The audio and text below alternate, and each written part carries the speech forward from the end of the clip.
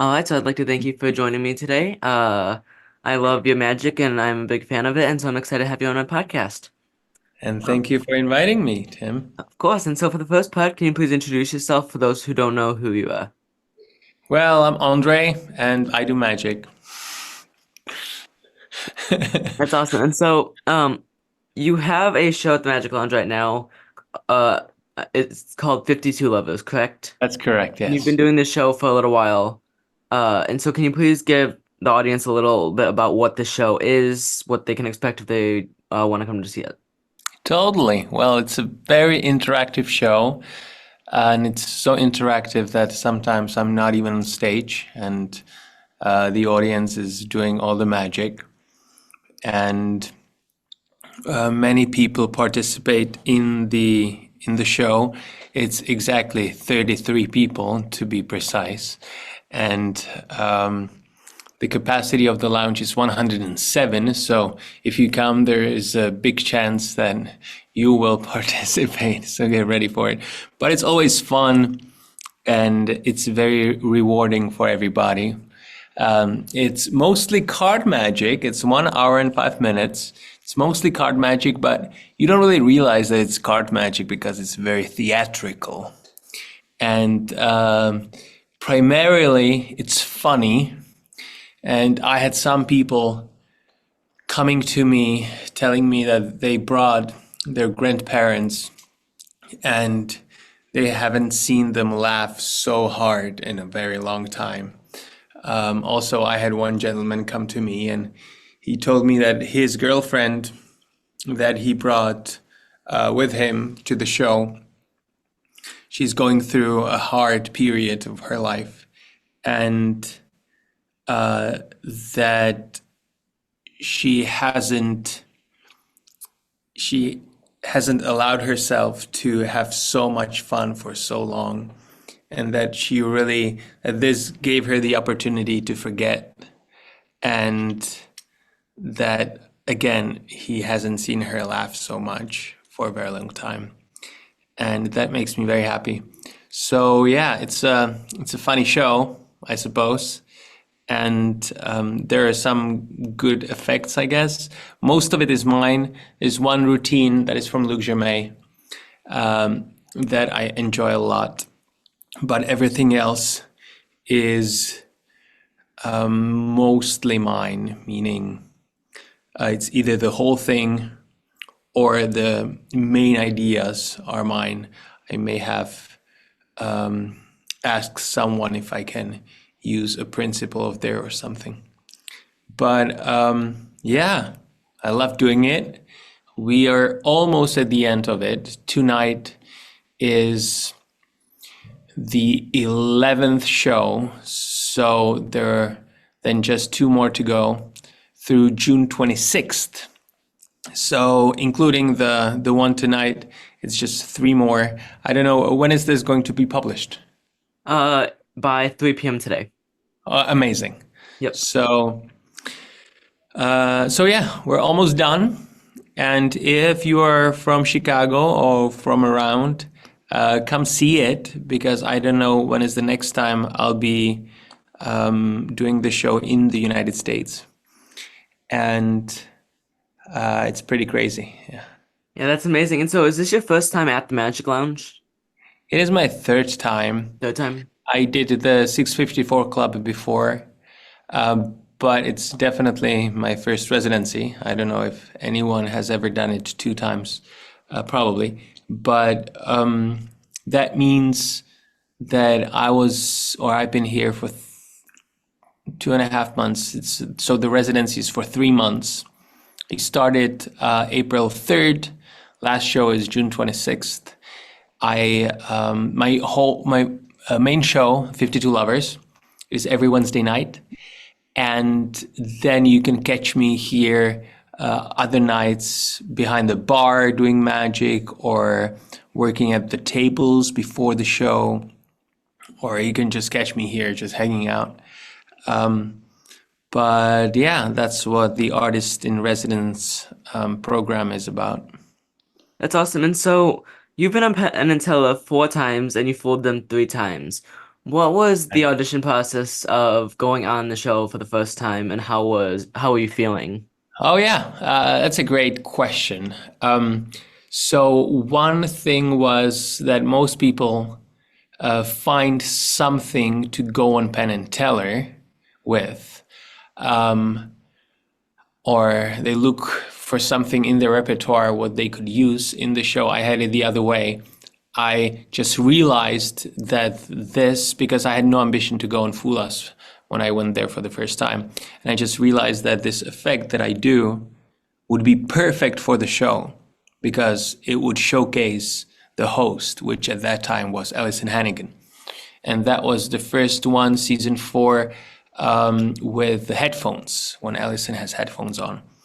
So the first thing I imagined was Alison showing a magic trick to Penn, fooling him, while me and Teller are sitting in the judge seats and just watching whatever happens.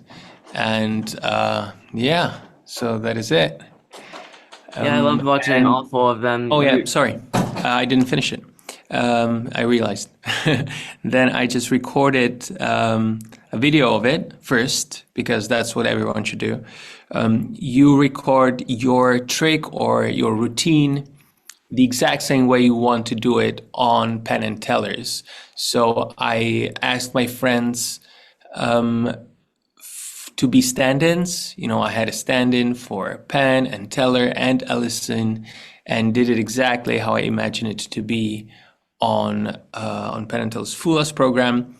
I made a video. I sent it to them. It should be, I don't know, around 5 minutes, 3 to 6 minutes long. And then you send it to fuproducers@gmail.com, and they look at it, and if they like it, they get back to you, and they will help you make it better. That's awesome. And so, was it more stressful going on the second, third, and fourth time, knowing that there's more pressure on you Oh since you yeah, only fooled them yes, once? totally. Well, the first time, actually, it was the only time I was pretty sure I'm gonna fool them.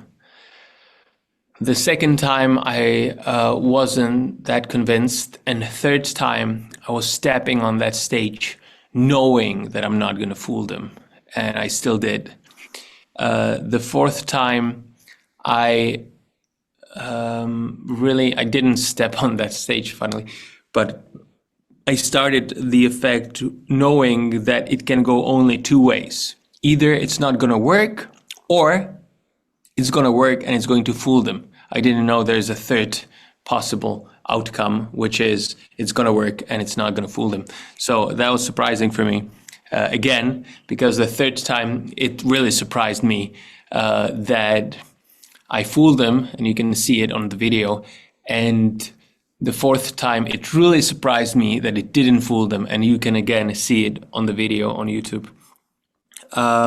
But of course, yes, it is much more pressure, and I really wanted to fool them the second time and the third time and the fourth time, because people expect it from you, you know, when you fool them so many times. Well, so many times, just 3 times in my case. But yeah, no, it's fun and it pushes you, it motivates you, and it's great. It always helps me make the effect that I choose for Penn and Teller better. So it starts at some point, and then when you see it on TV, it's much better than it was initially in my mind. Yeah, that's great. And so, when you were a child, was there a certain show you went to, anything like that, that really got you into magic, that really wanted you, when you realized you really wanted to be a magician? Yeah, I don't really know what happened. I was 9, almost 10, and I either saw something on TV or something in a magazine, or maybe it was more than just one occurrence. But I really wanted to find like a magic hobby club in Prague, back in Czech Republic. And my mom helped me with that, and we did find a magic club. And I started going there. I was there for 2 years, and I loved it. Then I bought every magic book I could buy back home, and I would try all the magic tricks. And it was very exciting. And I loved doing it and showing the tricks to my classmates in school. And yeah, it was amazing. Yeah, that's awesome. And so I understand you, if I'm not mistaken, you're the owner of Butterfly Playing Cards, correct? That is correct, yes. What made you want to create your own playing card company? Um, that was just personal reasons.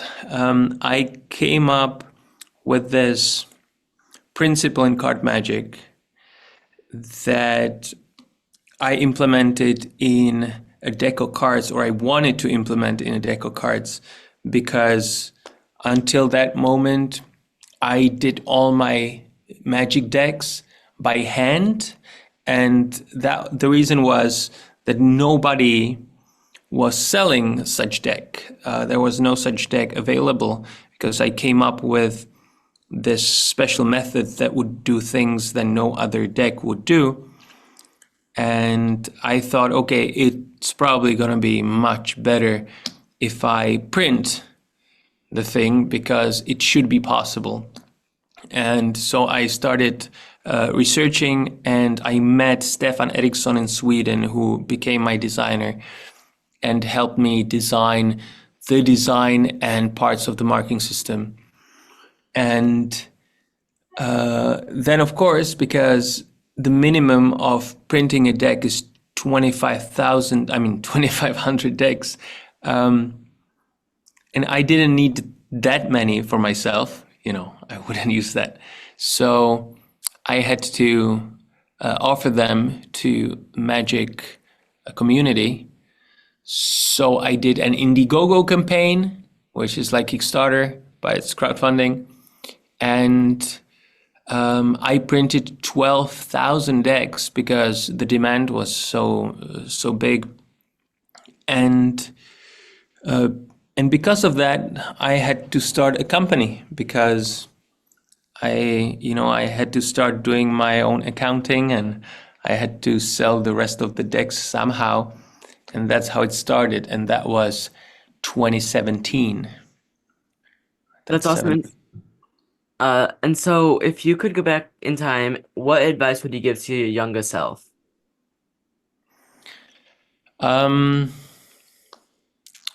Interesting question.